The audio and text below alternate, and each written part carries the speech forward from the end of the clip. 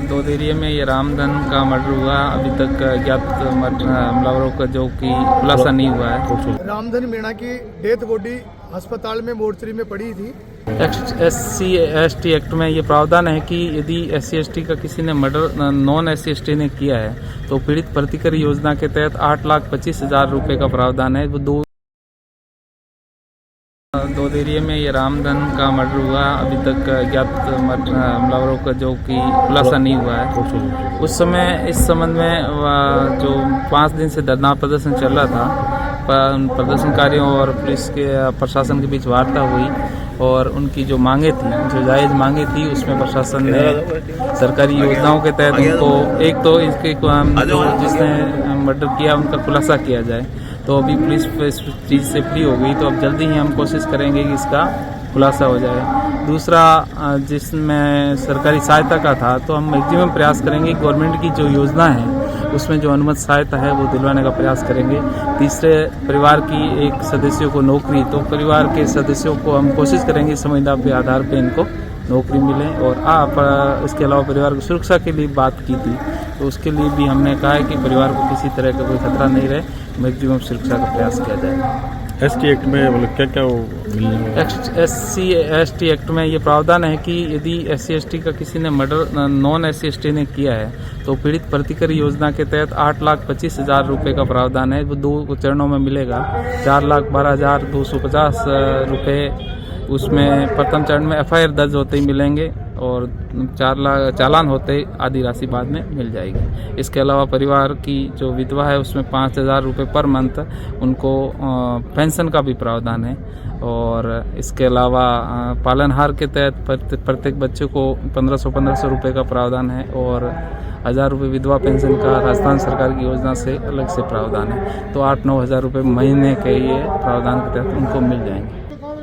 पिछले 5 दिन से रामधन मीणा की डेथ बॉडी अस्पताल में मोर्चरी में पड़ी थी, तो उसको लेके सारे लोग रामधन को इंसाफ दिलाने के लिए, उनके परिजनों को इंसाफ दिलाने के लिए बड़ी संख्या के अंदर यहाँ पर एकत्रित थे। हमने धरना दे रखा था। आज हमारी सकारात्मक वार्ता हुई है, जिसमें जिला कलेक्टर की अथॉरिटी से यहाँ पर ADM और पुलिस अधीक्षक के रूप में यहाँ पर एडिशनल SP और काफ़ी तमाम अधिकारी यहाँ पर मौजूद रहे। हमारी संघर्ष कमेटी के 21 लोग यहाँ पर रहे। सब ने सोच समझ के सर्वसम्मति से हम लोगों ने फैसला किया है कि प्रशासन से जो वार्ता हुई है उस वार्ता में हमारी निम्न बिंदुओं पर सहमति बनी है, जिसमें हमारी जो बेवा रामधन जी की पत्नी है उसको संविदा पे नौकरी दी जाएगी, ये हमारी सहमति बनी है। सरकार की ओर से जो कल्याणकारी योजनाएं हैं, जैसे पालनहार योजना है, 5,000 रुपये पेंशन के रूप में उसको मिलेंगे। और SC/ST एक्ट के तहत प्रावधान है कि श्रवण कास्ट के व्यक्ति के द्वारा कोई भी इस प्रकार की घटना को अंजाम दिया जाता है तो उस स्थिति के अंदर कोर्ट में FIR दर्ज होने के बाद में 4-5 लाख रुपए के लगभग मिलते हैं। उसके बाद में चालान सिमिट होने के बाद में जब चार्ज लगता है उस समय 6 लाख रुपए की और सहायता मिलती है। CM साहब के फंड से भी इन्होंने कलेक्टर प्रस्ताव बना के और बड़ी राशि के रूप में CM हाउस भेज रहा है। हम सब समाज के लोग वहाँ भी प्रयास करेंगे और प्रशासन से हमारी जो आज की वार्ता है वो सकारात्मक हुई है और बहुत ही सोच समझ के होश हवास में हम सब लोगों ने वार्ता की है। अब बॉडी का हम दाह संस्कार करेंगे और ये बोर्ड के निर्धारित किए गए डॉक्टरों के बाद में बॉडी का हम पोस्टमार्टम करवाएंगे। आरोपियों की गिरफ्तारी को लेकर आरोपियों की गिरफ्तारी के लिए जो मुख्य मांग है और जो मुख्य बात थी उस पर हमारी सहमति बन गई है, क्योंकि इसमें 302 के अंदर हम पहले ही करे थे। हम संविधान को मानने वाले लोगों में से हैं। 302 हत्या का मुकदमा, दोषी बचना नहीं चाहिए और निर्दोष फंसना नहीं चाहिए, ये हम शुरू से करे थे।